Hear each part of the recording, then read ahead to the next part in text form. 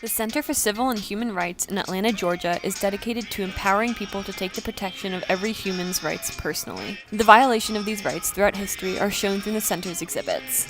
Part of the center's American Civil Rights Movement includes a section on the March on Washington for Jobs and Freedom, which was when 250,000 nonviolent protesters made history by attempting to pressure the government to bring complete equality for African Americans.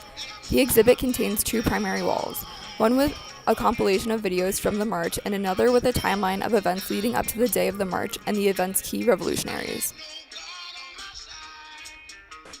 The National Center for Civil and Human Rights exhibit on the March on Washington is effective because it illustrates the magnitude and tone of the event so that the viewer is immersed in the atmosphere of the march. One of the best ways of explaining the gravity of the March on Washington is through the color rhetoric of the museum's exhibit. How Color Rhetoric is Used to Persuade Chromatic Argumentation and Visual Statements by Jose Cavano and Mabel Lopez is an academic journal that helps explain the museum's approach to using color rhetoric in the exhibit. The source shows that color rhetoric is intentional and can further support an argument. Moreover, the source explains that Western cultures associate ideas and beliefs with colors. For example, the color white is associated with purity, innocence, or cleanliness. However, not all colors are as easily defined. The source explains that the color red has a dual nature. For this reason, when the color red is used as color argumentation, the context of the text's overall argument must be taken into account. The March on Washington exhibit utilizes the concept of color association. The white walls show the event's pure and nonviolent nature, and they also embody the ubiquitous white marble of Washington, D.C. This contrasts the several splashes of red throughout the exhibit. Red takes on a dual nature here by showing both the passion of the protesters and the potential danger of the event. This exhibit is an incredible representation of the chromatic argumentation explained by Caivano and Lopez, as these simple color choices reiterate the exhibit's argument by making visual statements. In addition to the color scheme, the use of marble walls and engraved quotes in the exhibit allow it to resemble the memorials in Washington, D.C.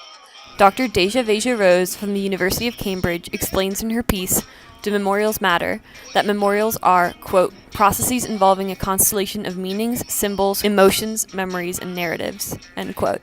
The March on Washington exhibit is memorial-like because it uses the aforementioned memorial characteristics.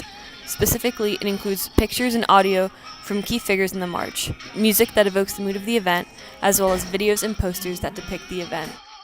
It raises cultural awareness, honors the memories of those who lost their lives in the struggle for civil rights, and aids public education on the topic. By creating a memorial-like environment, the museum sets a serious tone and encourages viewers to reflect on the gravity of the event leading up to the march, and recognize the magnitude of the march as a whole.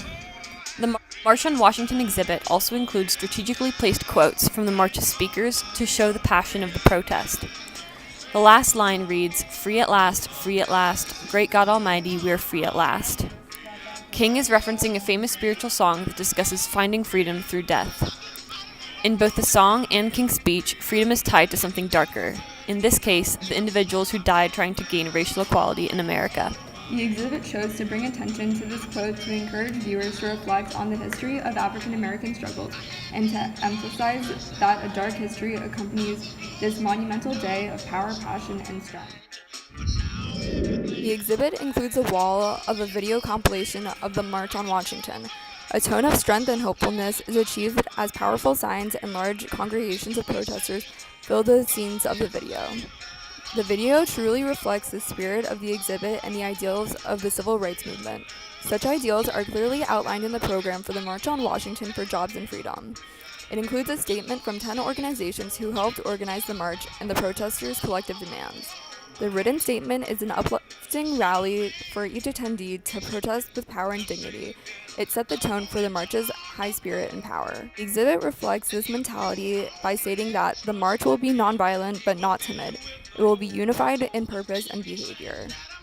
This program supports our assertion of the powerful mood of the march by specifically calling for the protesters to be unified and proud of their cause.